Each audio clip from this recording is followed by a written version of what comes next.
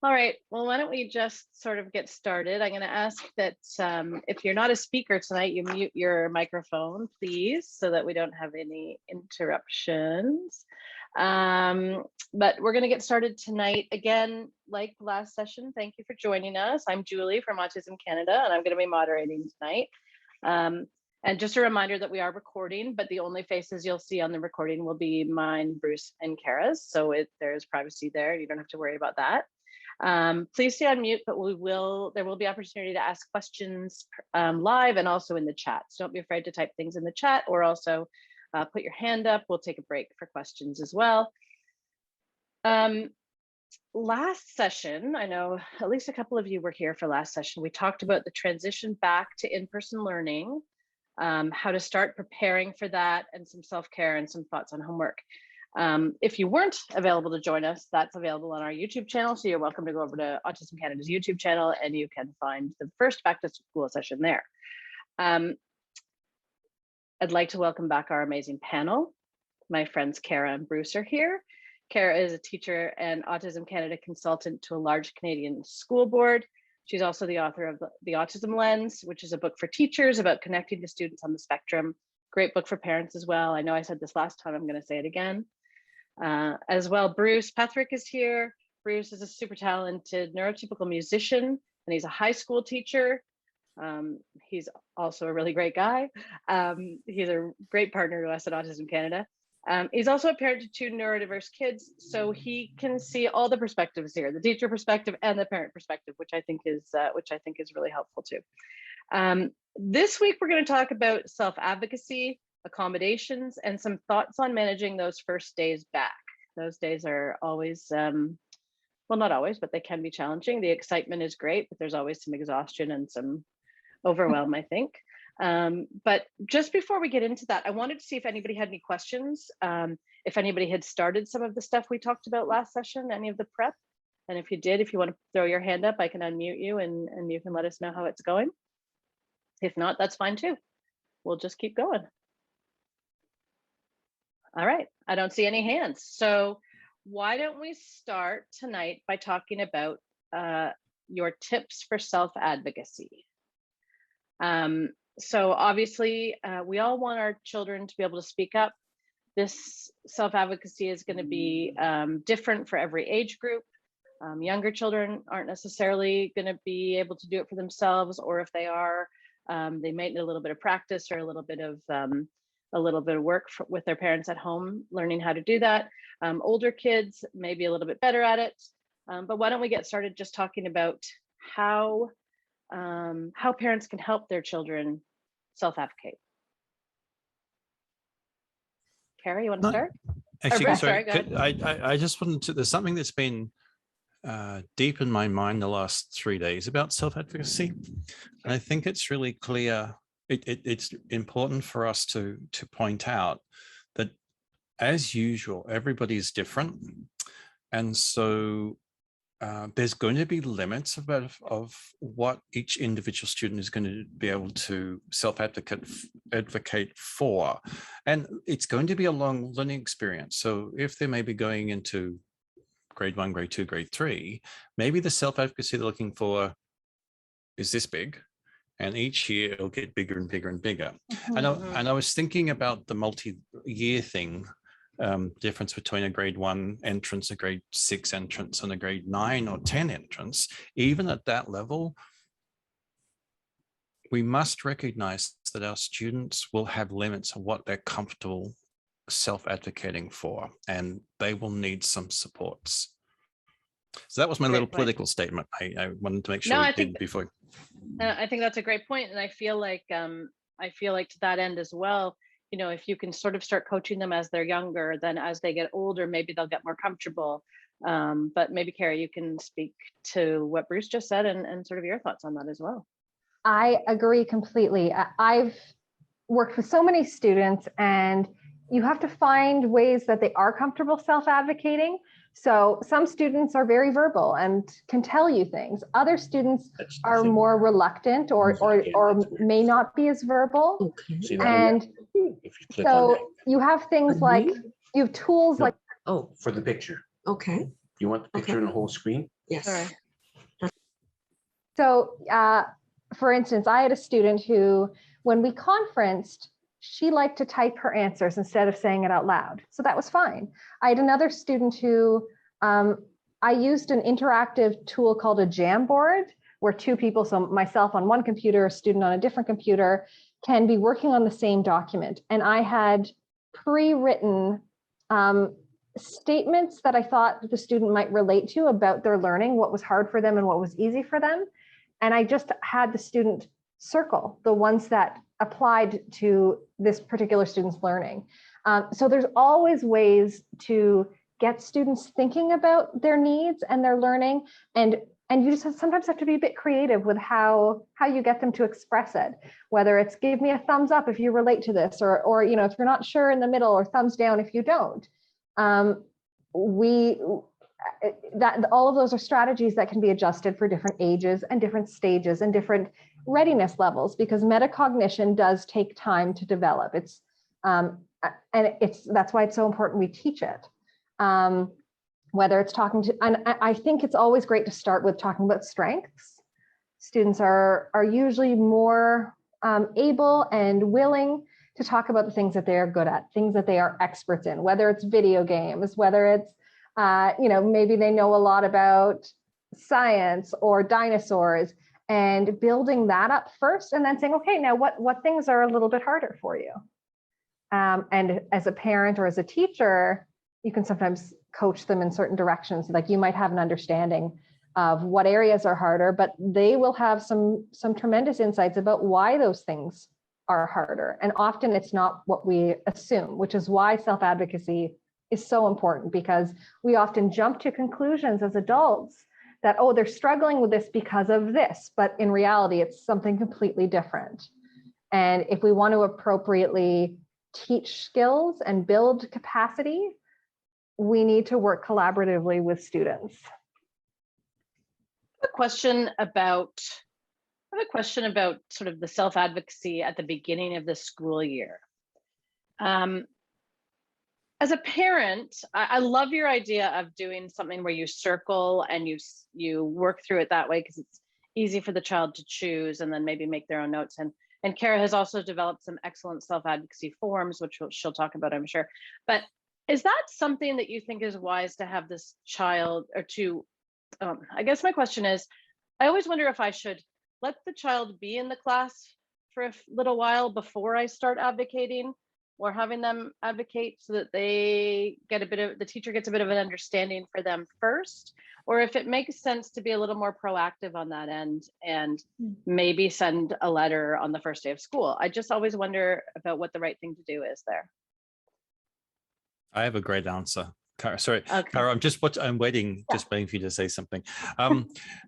Again, it depends on the student, the situation. However, I think at the level, especially if the student has needed accommodations in the past, I always think it's better if that discussion starts earlier.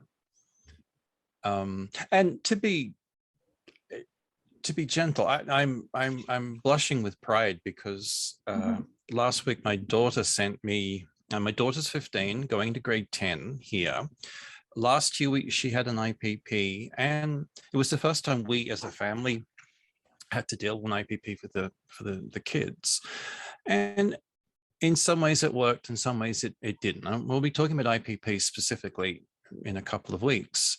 But Kaylee, with maybe some prompting from us, sent an extensive email to all her students on all her teachers on Friday, talking about how she had an IPP, some things worked, some things didn't, and this is what she would like to be able to do in classrooms. So since that was sent on Thursday or Friday, we've had 3 or 4 of the teachers get back to us, basically saying, sure. And some of the teachers going, I would prefer that if I am directly teaching, I think that the thing was that distractions to be a minimum, which I think is also, it's completely fair for a teacher to say, yes, this is fine, but If I'm talking to you directly for 5 minutes, then try and minimize that. So it was Kaylee saying, these are my needs. These are the needs I had last year and will be for this year. And the teacher's having a heads up before the class started. Now, because she's high school, she's also had half these teachers before. So that was easy. But getting the process started the week before school in a very light way, don't pressurize the teachers too much, but the dialogue gets started. And especially if the teacher's unaware of your child as a student, that will give them a little heads up of this student needs a little more attention sometimes in certain areas. I think that's amazing. And I feel like that's maybe something that she's learned over the years that she needs to do for herself. So I guess my question on that is, and Kara, I know you have something to add. So how does a parent teach a child to do that? And how does a parent sort of start early preparing a child to do that? And then if a child isn't able to do that, what's the best approach for a parent? Is it a letter? Is it a phone call? Is it going to see the teacher on the first day? I always feel like the first day is such chaos. Yeah. No, don't do that. So for these parents here who maybe have younger kids who want to reach out and just say, you know, this is the situation. Maybe their child's going to a new school. They have different teachers. What's your best idea for an approach there? I think whenever possible, it's always best to include your child. So having a conversation, if that's possible, about what is it you want your teacher to know about you this year? What would help you in the classroom? What kinds of activities do you like? What should we say to your teacher to introduce you? And then you as a parent can take the lead on what that looks like, whether it's a letter. I do think putting it in writing is a good idea. Teachers might not have time for a phone call. Like, it's hard to get to a phone during the school day because you don't have them in your classroom. And going in person might not, again, it's so busy at dismissal. And as a teacher, I'm trying to look at all of the students. I don't always have time to chat at that time when parents are coming to pick up students because I'm responsible for the safety of all the children. So something in writing is really helpful because then that's something you can reference, you can look back on, you can keep it where you do your planning. I've always found that helpful.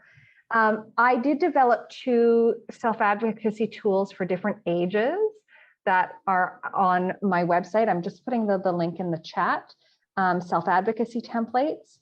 And so you can work with your child and develop like a pamphlet that introduces the teacher to the child's strengths, things that they know a lot about, and then things that maybe are harder for them, and then what might help. And it would probably take more than one sit down with your child to come up with those answers because you don't want to overwhelm them by asking them lots of questions. So I would do one section at a time or a couple of sections at a time and get their ideas. And you can also put in ideas that worked from previous teachers. And most teachers are going to be really happy to have a heads up because we don't always have time to read through all of the IEPs, the individualized education plans, prior to students starting in our classrooms, because there are so many needs. So developing something like that you can send on the first day or second day, and you can send a little note and say, if you want to talk in more detail, I'm happy to have a phone call. I think teachers appreciate that sort of open-ended discussion. Right. I feel like sending something with your child that they can connect to the teacher with too might be helpful for the child. It's tough that first day of school. I know my guy has a new teacher this year, and he's anxious about it. So giving him an opportunity to connect that with a little letter or something might be helpful, might give him just a little edge there. What about a child who's actually, Julie, sorry. I think it's also important that if you're sending a letter on the first day, a heads up to the teacher. Again, this really needs to be you're studying the conversation with the teacher, right? And I really would recommend the week before, but if you know who the teacher is. Yes. Sometimes you don't. Here in Ontario, They don't tell you till the day you arrive. It's also, don't be too worried if it doesn't happen in the first couple of days. Mm-hmm. Like, we want to be, as parents, we want to be protective and encouraging for our children before anything. But it also means that sometimes being patient for a couple of days is also a good thing, and not to be worried about a timeline right away. The first weeks of school are confusing, chaotic for everybody. Well, and I always wonder about that as well, because I don't want to give a teacher any preconceived necessarily notions about my child. I want them to get to know my child and understand my child.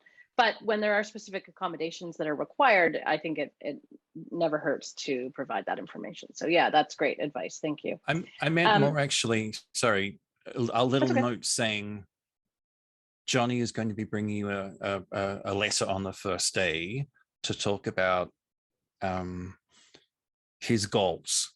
Oh, got it. Okay. Something like that. Just so that, I mean, again, teachers have got thousands of things to think about in that first day, and it's like, oh, I need to make sure. That's the point, to make the connection. He's going to be bringing, or she's going to bring something. I'll remember to do that. Got it. Got it. Now you may continue. I'm sorry for. Oh, thank you. Thank you. Well, the one question that we get fairly frequently through our family support team is, what about children that are non-speaking? How do you help them advocate for themselves in a classroom where maybe there are some communication barriers? Well, I mean, hopefully you are working on different communication tools at home. And then I think you can still ask them what their preferences are, using language at their level, using like you know your child best. I do always believe that, but you might say, what should we tell your teachers? Would you like me to tell them this? And then they will have, you know, some way of saying yes or no. But also you as a parent are always going to center your communications with the teacher around what you feel your child needs as well. So if your child is not yet ready to participate in those discussions, you give your best guess. You can talk about what previous teachers did that was effective. And I think it's even more important in those cases to have open communication and frequent communication. And I, as a teacher, would love to hear from you about how your child feels when they get home from school, and what they're able to communicate about what's going on at school, because that helps me to design my classroom to be even more accessible and inclusive. Great, thank you. One of the things that we were talking about as a team here at Autism Canada was things like teaching your child to ask for a sensory break. So if they're advocating and they need a break, what's the best way, or does a parent teach their child to do that? One of the suggestions that, or one of the ideas that we had, one of the moms here had, is that her son has sort of a key word that he'll share. So he'll say, you know, I need to run, or I'm feeling, you know, fidgety. And then the teacher lets that child take a break. So do you have any recommendations? Obviously that's one, but do you have any other recommendations for that type of thing, having a special word or signal? Yeah, I've had students develop secret codes with their teachers. So I would encourage that conversation. And also, as a teacher, I've always found it really helpful to talk with students about what different breaks look like at different times, because a break might look different during a lesson than it looks during a work period. During a work period, if they want to take a longer walk, they want to go to the office, they want to go get a drink, that's fine. If it's a short 15-minute lesson, maybe that's walking in the back of the class. But I think it's very important for teachers and students to work together to find out, okay, would this work for you? Is that what you want? Will that meet your needs? And it has to be mutually satisfactory for both parties. Bruce? What were you going to say? No, I was totally agreeing. Is that I really love the code word, and I will tell you another. I don't know if anybody knows how proud I am of my daughter, but I'm very proud of my daughter. So, if some of you may be aware of the green, yellow, red name tags that are often used at conferences, and very specifically neurodiverse conferences, and that you like have your name Bruce, and if it's green, it means you're completely open to any communication. If it's yellow, it means only communicate with me if I know you, and if it's red, please don't communicate with me unless it's an emergency. And I've been using this idea with my kids to allow them to have agency in our interactions in the home. And some of you, I think you might have seen my daughter's has a very extensive green, yellow, red thing on her door.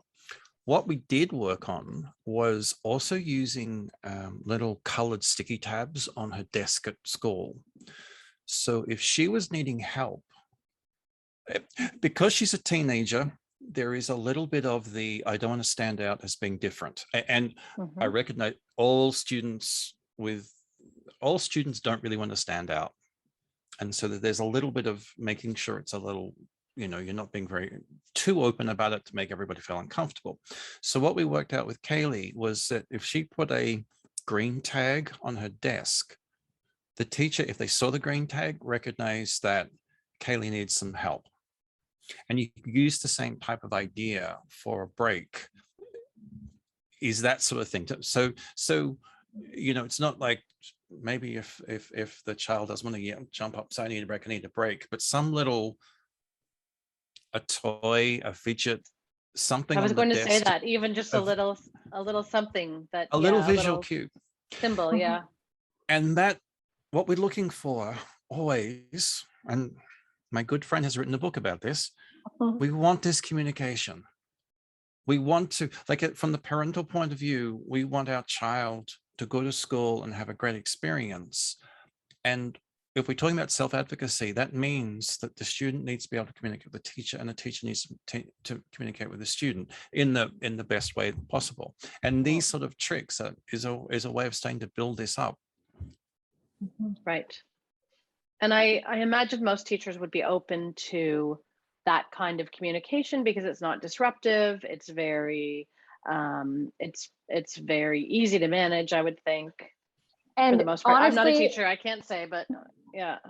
But it saves time in the long run. It saves time if you have that conversation, agree to some ground rules, and with the caveat that you can always revisit.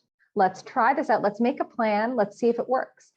And it's so much more effective to do that collaboratively than to just like issue demands or say, no, you can't do that. Like, being proactive just makes everyone's life easier in the classroom. So partnering with this teacher, partnering with the child, being proactive, having a symbol. Yeah, because I imagine too, a lot of kids don't want to be putting in their hand every 10 minutes and saying, I need a break, or every hour and saying, I need a break. They don't want to draw attention to themselves either. So having that easy method, that's a great thing to ask for, I think, at the beginning of the school year, for sure. Julie, I just wanted to say, if you have a teacher who perhaps is not as aware of the benefits of breaks and movement in the classroom, I also tell my students that they can just ask to go to the washroom. They don't actually need to go. That's a strategy that neurotypical kids use all the time, is they ask for a bathroom break and say they need to go, and they just take the walk there and come back, and that's okay. And one of the things that we talked about the last time we spoke was about safe spaces and about creating a safe space in a classroom. So if your child does require a space, my son does, it makes sense, I guess, to approach the teacher and figure out if there's a chair or a corner or a beanbag or something where they can take a break. Is that something that is reasonable and the kind of an accommodation parents can ask for? Because sometimes parents don't want their child to leave the classroom either. They still need to be supervised. So creating a space like that would be helpful, I imagine. I think, yeah, sorry, Bruce. No, go on. no, please, you go ahead. No, I was just basically reiterating that's a great idea. And even like a desk carrel, sometimes you can get those desks that have the like the wings on them, so you can't see, and that could be a spot where you have noise canceling headphones or other sort, like I have what I call a mind jar, which has sparkles in it, and my students love just flipping the sparkles and watching them settle. And I'm a big proponent of having these tools available to everyone in the room, because they are learning tools and everyone can benefit from them. And I think that's an important way of teaching self-advocacy and normalizing that everyone needs different things. Yeah, great, thank you. I was just going to say that, sorry, I was just going to say that I think up to, in most school levels, up to the high school level, I think almost every classroom has a reading area, which is a perfect safe space. Yeah, sorry. Naomi's asked an excellent question here, and my child is very similar, Naomi, so I hear this loud and clear. What would you suggest on how to prevent my child from taking advantage of sensory breaks? I can see my child wanting to take breaks all the time to get out of class and lessons. He doesn't like school to begin with, and he also wants to stay home. He's 4. I feel your pain, my friend. So the beauty about collaboratively problem solving things is you can come back to the table at any point. So, and you have your own concerns too as an adult. So as a teacher, I would be saying, I want you to be able to have breaks when you need them, but I also want you to be part of lessons and learning with everyone else. So we need to come up with a new plan. So that could be having a limited number of breaks for a particular lesson. That could be just saying what the break should look like, that it has to be in the classroom during instructional time potentially, or it has to be with teacher permission to like, once you've gone past 3 breaks in the morning, then there has to be some sort of signal between me as the teacher and the student. So it does take a little bit of creativity, but it's also a sign where I would be asking the student why they want to get out of the lessons. What's hard for them, and how can I make that easier for them? Because that's a sign to me that they're struggling with something. And it's not enough to address their behavior. I have to address the root of the problem. Just to emphasize something we were saying before, and also putting onto something what Cara just said. One of the things about when we're talking about accommodations is that the teacher is in charge. And so that's the other thing too, is we can't just say, anytime you need a break, you can take a break. Mm-hmm. And so that there needs to be a limit for a whole bunch of safety. Let's just say safety. And we don't need to say anything after that, safety. And so that's the other thing too, is making sure that when we are discussing these things with our kids, as parents, we're saying, these are the sort of things, what do you need to get through this? What do you do this? But you always must have the teacher's permission. Mm-hmm. And that may be a little difficult for a little bit of some kids to understand, but it's also, that's a good learning experience, saying, yes, you need these things, but there are a whole bunch of reasons why it may not happen right that second, but it could be delayed. Mm-hmm. And as a teacher, I love having parental support. So communicating about what I've agreed with a child, and if you can reinforce this at home, that would be great too, because being on the same page is so important. It sends a strong message to students too, that this is what everyone is hoping for and everyone's working towards, and we all support you in working on these goals and whatever it is that we've agreed upon. It's a tricky one when your child doesn't want to go to school.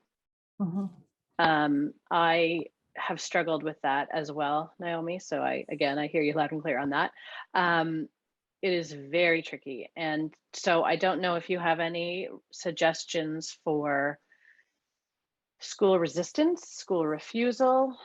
It's a little bit outside of the self-advocacy and accommodation conversation, but I think it's an important point, and I think it's a tricky one. So if you do have any thoughts on that, that would be helpful. I mean, I have more thoughts from the teacher perspective, but basically that's a signal to me as a teacher that I need to be building my relationship with that child. And it's also a signal that when the child arrives, I want to reduce demands. I want to make sure their entry into school is enjoyable. Maybe they have some downtime. If they like to help, collect pizza forms, I give them a job. I find things that make them feel engaged right off the bat when they get there. And I try and build in things that they like throughout the day. So in my lessons, if I know that they love, drawing comic strips, I'm going to make sure that I have comic strip options in many of my lessons.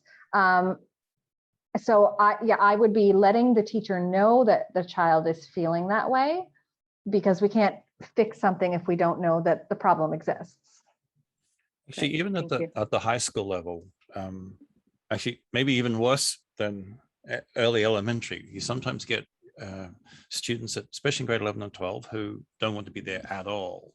And that, getting them involved in something that they see as not being, sitting down and learning something. So in drama, I found working with some of the students who don't want to be there is getting them to maybe set this, if you're on stage, getting them to build the set, getting them to do something physical that's not, I'm not at school, I'm actually doing something that hopefully is fun.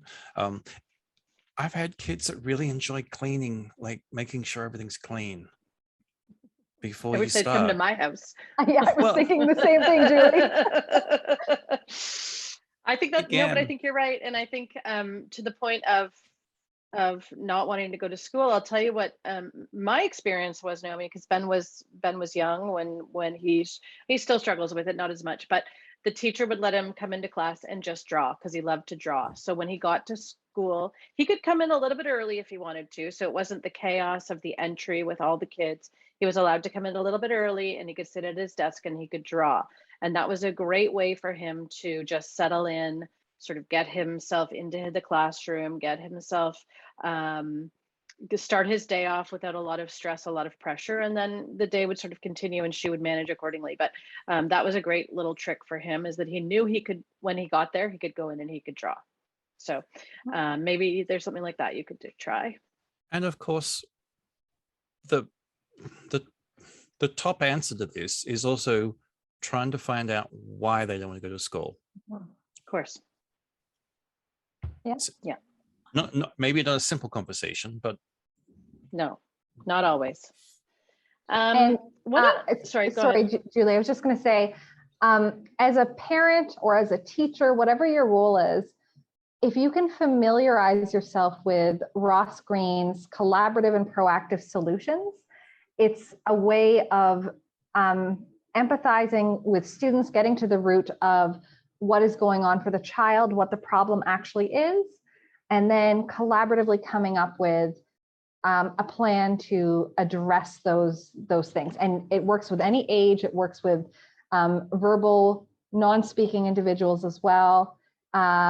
His website has all the free resources and videos you would ever need to learn how to do this approach. But as a teacher, I would do that with a student, but as a parent, you can as well, to try and find out what parts of the day seem to be most challenging for your child.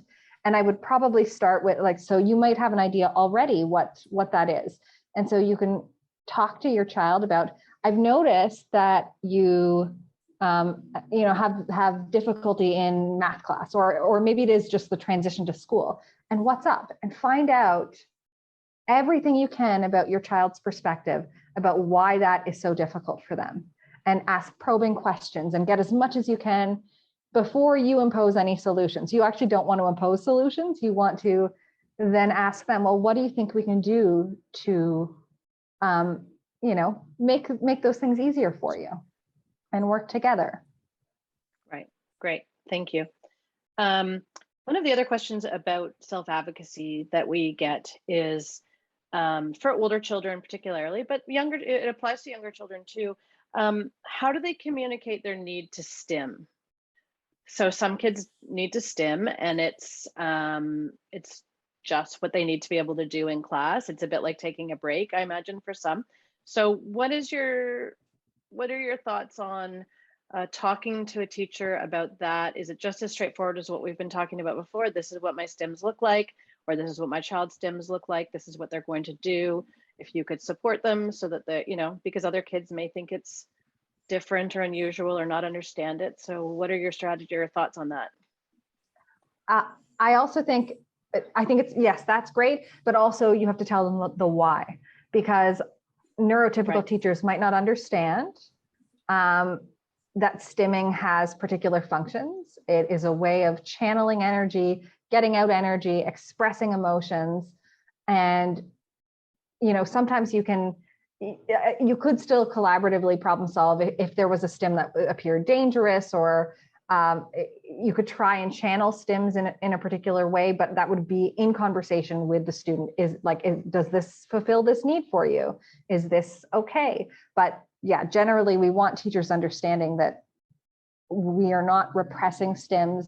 This is not about, we need to have classrooms where people can do different things and it looks different, and it's not about compliance and sitting and being still, because that's not how anyone learns. Bruce, what do you think? Oh no, I completely agree. I actually, if the teacher doesn't understand the necessity for STEMs,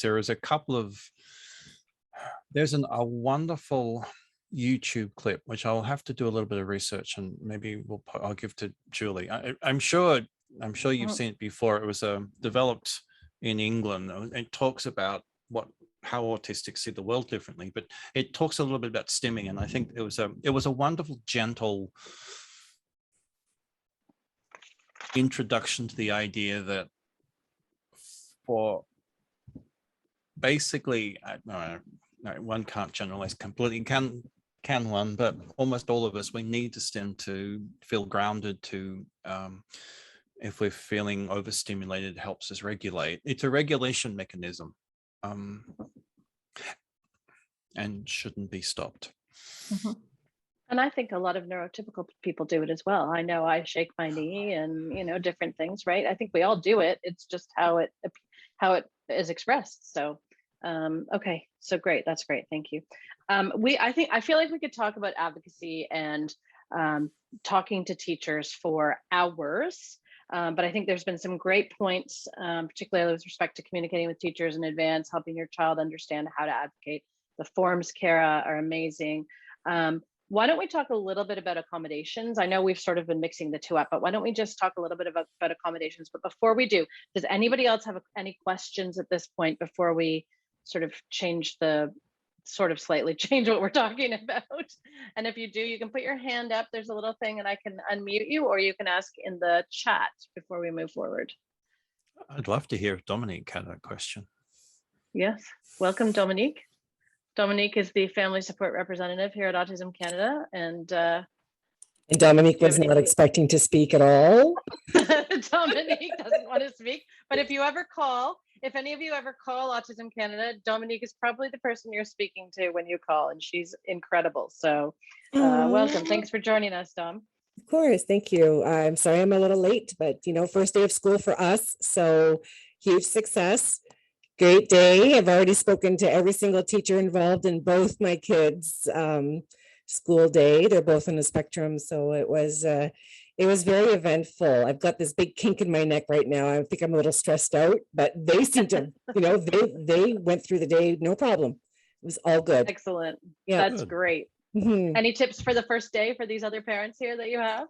We've talked about reaching out to teachers, and we've talked about a lot of things, but I'll give you 30 seconds. Yeah, no, this is great. I think one of the important things that happened today was that the teachers, usually on the first day, they send all this paperwork. And one of the teachers, especially for my youngest, who's 9, she wrote this message saying, what are your concerns? What are your hopes for your child? What are the 3 things that describe them the most? And I think that was so important, because it gave me an opportunity to talk a little bit about who he is and how he functions. And it's a great way to open, those lines of communication. So kudos to that teacher. I don't know her. She's brand new. So it was really interesting. Yeah. It sounds a bit like the forms Kara has put together for self-advocacy, but it also sounds like something maybe we should put together for parents so that they can send it in with their child. We were talking about sending in information about your child at the beginning of school. So that sounds like an excellent tool. Mm-hmm. So why don't we talk a bit about accommodations? I guess I'm not sure how we want to kick that off. One of the things that, I mean, there are lots of different things you can ask for with respect to accommodations. Should we start there with different types of accommodations and why people, what people should be looking for? Does that make sense? Is it possible for us to look at Kara's document is superb. And it might be worth having a look at it because it is superb. It covers almost everything that when it comes to accommodation that we could think. I mean, I could think of in most cases. Okay, I'm going to share my screen. How about that? Let's see if this works. I've never done this before, so everyone just hang on. Okay, there we go. Okay. So does this doesn't show the whole form though, does it, Kara? If you click on it, they should open if I did it correctly. Yeah. I'm gonna have to download it. Okay, bear with me. I will get it open and we can look at it and we can go through it. Sorry, you're all gonna have to see my computer and the mess that it is. And although this one says intermediate senior, I think it's still a good thing for you as a parent to look at if you have younger children, because it can give you ideas of things that you might be able to ask for. Or you can talk with your child and say, do you think this would be something that you would like? Would this help you? Is the form? No, the form is not showing. Okay, just a second. I'm going to stop my share and I'm going to start my share again. And this is the form. Okay, here we go. Can you all see that form? Mm-hmm. Is that working now? Okay, great. Yes. So do you want to take us through it a bit, Kara? And I'll just tell me when to scroll down and I'll do that. Is it still showing? Yeah. Okay. Yeah, so this is a fully editable document that you can customize however you want. So you would talk with your child or have your child do it themselves. What are topics they love learning about? What are their hobbies? So start out with things that are really positive and that teachers should know, ways to engage them. And then these are just sort of conversations I've had with my students over the years. We talk about different types of lessons that engage them. So in the next section, you could just check off what they like. And then I always like to have the flip side as well. So they would be able to describe, or you could type for them, what things are more difficult to focus on. So it gives a bit of a learner profile. Scroll down, Julie. Yep. And then I also like to think about how students can convey their knowledge, because that's really helpful when designing assessments. So again, I've come up with some ideas and also having, again, that flip side. What are the things that don't showcase their knowledge to the best of their abilities? And then I talk with students a lot about what helps them to get work done.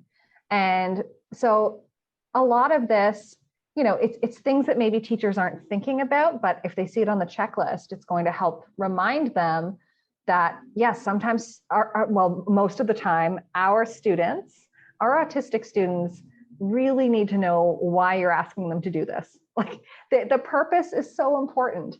And so this is a way that students can, again, pick the things that are meaningful to them and then what things don't help them, because sometimes you'll be very surprised by what doesn't help them, what they don't need.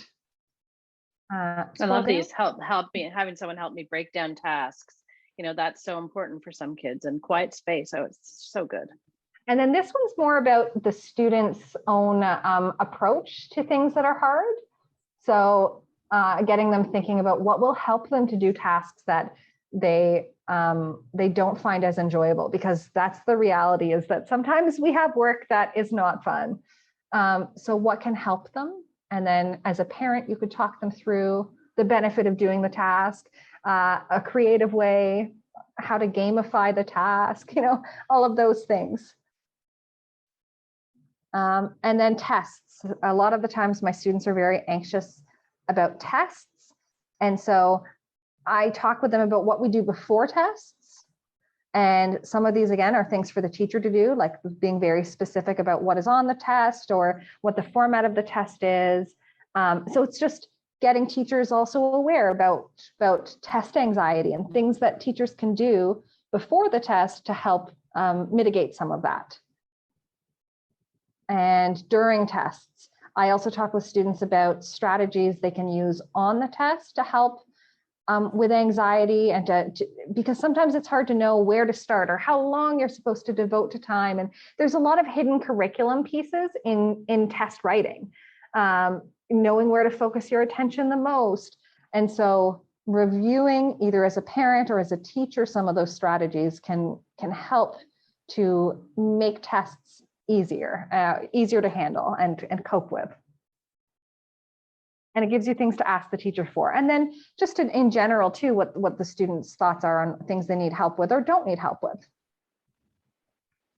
So that's a great start off note for a teacher, maybe not on the first day, but the first few days, that's something you could share. Should we look at the other one? Sure. Actually, so just to be emphasized, because this is Kara's work, not mine. When I saw this afternoon, I thought this is so clever, because not only is it you're giving the student an agency to start communicating with the teachers. These are some of the things I need. The teachers are going to look at and go, okay, I see they need this, this, and this, and they struggle with this, this, and this. But also a lot of this is telling the students what they need for themselves, which is sometimes something, it's a step we often forget. And things like all the things about tests is exactly the same thing as if you have to learn, let's say you have to recite a poem next week. Most of those things that are preparing for a test also help with this sort of ongoing curricula. And there was a third point I wanted to make, but I can't remember it right now. Sorry. Well, I remember. Sorry. No, before you forget, you go. This is for parents. This is for teachers, and this is for the students. That form has that's the thing I wanted to say. It has a threefold use, and giving everybody information which is going to be helpful. Thank you. I love to, we were talking about how we teach our children to advocate for themselves and to ask for accommodations. And by starting something like this at a younger age and providing them with the lists, and they start to learn what they need or what they have access to or what they can have access to, I imagine that could be really helpful as they go through school and go to post-secondary and even to a job. Once they get to a job, they're going to need to be able to advocate for themselves. So all of these things are so important as they're starting in school, and parents are able to do it for them, and then sort of transfer that responsibility off as much as you can as a parent. So I think those forms are great. Did you want to look at the other one, because there is one for younger kids, and I know we've got parents of younger kids here as well. So sure. let me see if I can make this work again. And the one for younger students, yeah, definitely look at the one for older students to give you ideas, because the younger one is way more like you have to customize it completely yourself. So. Okay, so here is the one for younger kids. Come on, there we go. Okay. Yeah, so this is a pamphlet, like a double-sided pamphlet. So the first section, if you folded it into like the three sections, it would start with an all about me section. So you can have your child draw a picture of themselves, or you can put in a picture. And then there are categories like topics I know a lot about. So I go down. Yeah, here we go. Subjects I enjoy. On the back, there's also, sorry, yeah, that's better. Let's go. Which way do you want me to go? No. Scroll down. Okay. Page 2. So then this section is activities I enjoy at school. And then you can write down ideas that your child shares with you. So what types of lessons do they like? And if you need to, go back to the intermediate list. Do you like hands-on lessons? Do you like drama? Do you like art responses? And just type in some of those at a glance bullets. I best show what I know by, and again, you can go to like, how do you like producing work? Oh, I put the same thing twice. I'll fix that. I will update it later. No worries. There is a third column there. It's probably just below. I can't remember what it is. Oh, okay, sorry. No, No. it's in the box, but if I delete that, I'll find it. I Sorry, can't remember what it got is it. now. But then the next section is, can you scroll up just a tiny bit Yep. to see the All heading? right. Things I find harder. And I've tried to match these. The template looks a little bit different because I have different fonts, but that's okay, I'll fix it. So the idea, and then try and match it with like a strategy. What could the teacher do to help with that particular developing area or challenge? And then scroll up. Do you want me to go back up? Yep. Yeah. Yep. And then some things I want you to know. So ask your child how they like the teacher to encourage them. Do they like getting positive reinforcement? Do they prefer a thumbs up? Like, do they sometimes need to be reminded you can do hard things? You can put down some ideas there. Learning tools. So that might be like have specific fidget tools, for instance. Mind and body breaks. What does your child like? And then just some ideas on what they really like when teachers do. And then in the back column, I wanted something where it acknowledges, like, you know, you should thank the teacher for putting in this effort, and have your child sort of describe what they hope the year will be like. They can draw a picture or write in words. Yeah. Great. It's fantastic. So Kara shared those links, and we will we'll send it out as well when we send our follow-up email after tomorrow. I'll be sending that out. So that is amazing. That really goes well with what we were talking about in terms of the advocacy. With respect to accommodations, what do we want to talk about? Different types of accommodations, or you know, one of the things that I have always liked and tried to do for my child, and I know this is not about me, but it's just an idea to kick this off, is having sort of a safe person that they like to be around. We had at his elementary school, we had the most amazing woman who worked in the office, and she had a little box of fidgets, and she would let him come in and he could do photocopying.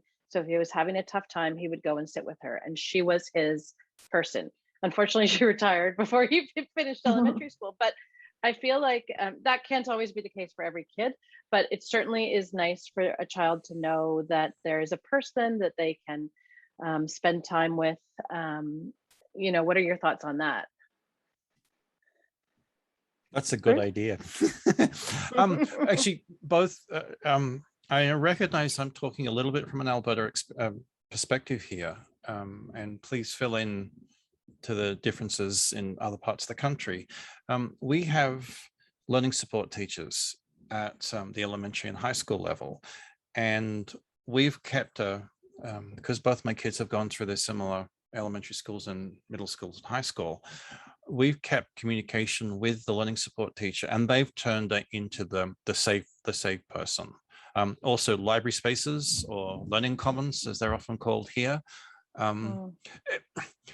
I have found, and certainly from a teaching perspective, that the school community learns when students need a safe space and a safe person. And it becomes just a thing that everyone's comfortable about. And sometimes you'll need to check in. Does your teacher know you're here? Yes, you know, that's fine. Like that's all it needs to happen. Also,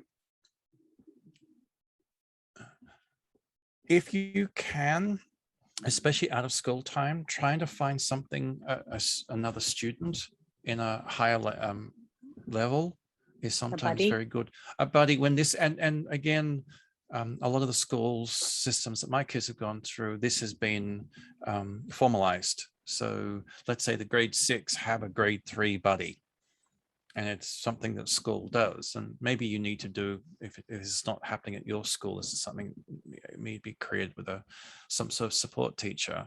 Because that's another thing too. I think feeling safe outside the classroom is something that we haven't talked about very much, but it's also super, super important. Yeah. I know my son's going into grade 9, and he went to an orientation yesterday, and they had buddies. All the kids in grade 9 get a grade 11 buddy. So I think that's really important. What about asking for accommodations for a child that maybe isn't diagnosed? That's one of the questions that we have gotten before. I mean, same process, I would assume. Any advice there? I think it's always worth doing. I think, I mean, I would say, I would describe characteristics potentially, and that's something I would do as a teacher too. I would say, you know, Johnny has difficulty transitioning from his desk to the carpet, right? So I'm not saying, I'm not giving a diagnosis. So you as a parent could say, sometimes my child has difficulty in these situations, and these are some things that I've found that helped him, or that he has said helped. I think accommodations should be for everyone, whether or not they have a diagnosis. I think that's a flaw that we have in our system, where it's a wait to fail model, where we don't give support unless someone has a diagnosis. And we know it's jumping through hoops to get a diagnosis, and the cost, it's really, it's not designed well. You know, it actually could be prohibitive, I think, at times. Absolutely. Yeah. And sometimes you have families waiting years and years for a diagnosis because they can't afford a private one. So there's so many students who are missed. So definitely asking for accommodations. Now, I do want to say too, accommodations is the term that we use, at least in Ontario. Bruce, you might know if this is true where you are in Alberta, but accommodations refers to like individualized accommodations. So if the teacher offers fidget tools for everyone in the class, that is not an accommodation. That's available to everyone. So that would not, for instance, have to go on the IEP, which we will talk about in our IEP section session in October. So sometimes the teacher will already have things in place that are for everyone. So they might come back to you and say, I'm already doing that.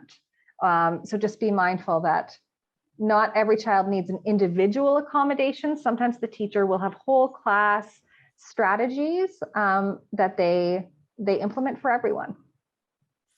Yeah, the terminology is the same here. In when you're talking about specific accommodations, we're talking about individual. I must admit, I read the accommodation as being an individual.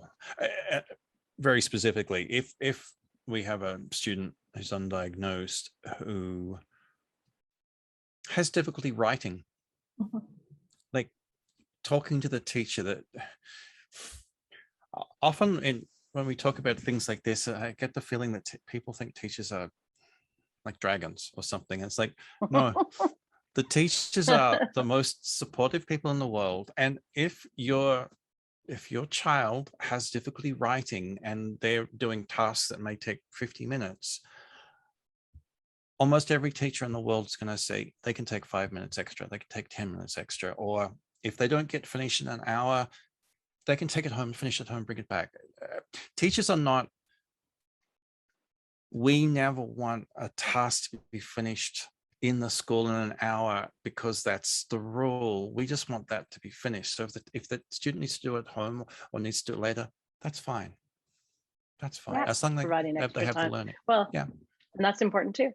Okay, here's another question, and we're running out of time, unfortunately. But what about, one of the questions we had was that a parent had asked that their child have easy access to fidgets during class as an accommodation, but the teacher refused because it's distracting for fellow students. How do, and it's also seen to be favoritism, or that the child is sort of the only one that's allowed to do it. What, A, are there alternatives, and B, how do you suggest managing that with the teacher? So I would find out exactly what was distracting from the teacher, because perhaps it's a matter of explaining to the child how to use it as a tool versus a toy. So I always do a breakdown with students of all the tools available in my classroom and what it looks like when it's being used as a tool and what it looks like as a toy. And so if your child knows how to use the tool properly, hopefully it's not distracting. Now, sometimes like fidget spinners might be too distracting. So it might be a matter of figuring out the timing of when that particular tool can be used. Or having something like a strip of Velcro, just one side, the soft side of Velcro, taped or glued into the desk, and the student can just run their fingers along it. It's very subtle. No one else can really see it. Like sometimes we just have to be a little bit creative, but there are ways to come up with subtle fidgets and ask your child, does this help you? Or the teacher, ideally the teacher would do it, but yeah. Right. It is important. Like, I fully understand both sides of this one. However, if a student needs a fidget toy, it's a fidget fun tool. Sorry, apologies. I did in my head it was tool. It came out toy. The tool is a vital part of their education. It's a vital part of their way of getting through the day. So if it's too distracting because it's big or something, we need to find a transfer. And Kara's ideas, and there are many different types of fidget tools, and I'm sure we can explore. But it is also imperative that the teacher understand this is a necessity. Right. Well, because sometimes for kids, it's what helps them focus. You know, it's not actually a distraction for them, it's what helps them focus. So I think it is important to make sure. Okay, so don't be afraid to push back a little bit and look for alternatives, I guess is the answer to that question. Yeah. Great, thank you. Kari, I hope I pronounced your name right. I'm sorry, I probably didn't, but Kari asked if she could share the link to your pages, Kara, with the families she works with. She works with community living. Give me a day or two to update them, but yes, of course.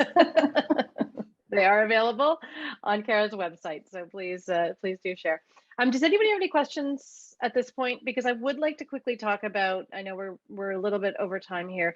I would like to talk a bit about strategies for managing some of the stress and overwhelm after the first few days of school, because I know certainly in my house, you know, the first 4 days, 5 days are usually pretty good, but then by day 6, things start to fall apart a bit and go off the rails. So if anybody has any questions about accommodations or advocacy, what we've already spoken about, now's the time. And if not, we'll just spend maybe 5 or 6 minutes talking about some end of day ideas for managing the exhaustion and overwhelm after the first days back. Fair? No questions? Okay, thank you. Okay, so we had just talking about that, because I know for a lot of kids, and I don't know, I know for myself that, you know, after school is often when my guy sort of loses it. He holds it together all day, and then he comes home and it's, hi mom, that was, you know, and it all comes out. So what are your strategies for managing some of that overwhelm, exhaustion when we're starting back, especially for starting back the way we're going back to in-person learning in a lot of cases? You know, I think it's going to be tough for some of these kids to go back to a full day of school. Everybody's needs to be treated with cotton wool. And the next, well, we go back, my kids are going back next week. I go back teaching the week after. And the first week for all of us it's crazy. It's really, really crazy because everyone's exhausted. So I don't have any particular extra strategies. I'm sure, Kara, you can build some in. It's just this is kind of, this could be the most delicate, the first week could be the most delicate week of the whole year for parents and children. And it's just to be as calm as possible, as caring as possible, and try not to overwhelm your kids when they come home from school. Maybe greet them in whatever way they come home, whether you pick them up or they come in a bus or whatever. Let them, give them a hug, and then let them do what they need to do. And that maybe go into their room, close the door, let me go and watch television, that may be whatever. Let them, actually Dominic sent me a little message, follow their lead. That's a fantastic thing. Let them lead what they need. And honestly, it could be 3 hours of not seeing them or 2 hours of not seeing them, depending on the age. And that's okay. Yeah, the only thing I'd add to that is like, give them a snack, especially before homework. Like they need the break, but like the brain needs glucose, the brain needs energy, because they've expended all of their energy all day. So yeah, helping them learn what their bodies need. But yeah, I love what Bruce said. Give them the time to figure out what they need and to pursue those things. And don't give them the third degree. How was your day? Tell me everything about it. Were you bullied? Don't do that. You can ask them questions later, but give them the downtime. I certainly can't answer people's questions at 4 o'clock in the afternoon when I get home. I also need some downtime. So also recognize the parents, especially if your kids have been at school, you've spent the whole summer with the kids being in the house. This could be a really lonely time. It could be a really great time to have space, but also set some routines up, set some boundaries, give yourself the downtime, give yourself the space to be okay with what you've just been given when the kids are at school. And when they come home, the barriers need to still be there. Like, I mean, it's still your space, it's still their space, and let the spaces open up slowly. Because it's incredibly exhausting for the kids, but it's also exhausting for the parents and the teachers. It's going to be a big deal, I think, kids going back to in-person this year. And so I think that, yeah, like having a little bit of quiet space. We talked about this a bit last time too, about, you know, homework and about having a little space between when they get home and when they start their homework. Let them have some quiet time, maybe some reading or just a little bit of time alone. In my house, it's usually gaming, unfortunately, but I think that's really going to be really important. Wait, the therapists that our kids work with talk about, I mean, both my children have ADHD. Gaming is the worst thing in the world for ADHD. But her point is, don't let them play for 10 hours, but they're going to play for half an hour or an hour. That is fine. That is actually completely fine. And it might be the only time of the day that they're really, truly relaxed. So I would never want to take that away. Yeah. True. Good point. Very good point. Thank you. I think it's just all the gaming that's been happening during the pandemic that's a little bit overwhelming. A bit excessive. But back to school we go. So, all right. Well, I think that we're about out of time here. It's just after 9. Does anybody have any questions, comments, anything they want to ask Kara and Bruce while we're here? Anything else that we can maybe answer or help with? We are going to be doing an IEP conversation. We're just going to do that at the beginning of October. I think we decided October the 5th, because that'll be about the time that the schools have done their job, and then it'll be time for us to do our jobs as parents. So we'll be sending out information about that. But if anybody has any questions or comments, let me know. You can put your hand up or put something in the comment. I can unmute you. Otherwise, I would just like to really thank Bruce and Kara again for being here and for participating and talking to me and talking to all of us. I always learn something new, and I know I'm a little bit nervous about back to school, and I'm sure all parents are a little bit nervous, but also quite excited, I have to admit. But we'll reach out to everybody with the information about the IEP session. You'll get an email tomorrow with the link to this event, as well as the link to Kara's pages when she's ready and they're ready to be shared. But if that's all, I just want to remind everyone to check the Autism Canada website, because there's lots of great events coming up in October, and we'll see you in a few weeks for the next session. Thank you all so much for being here. Thank you. Night. Bye.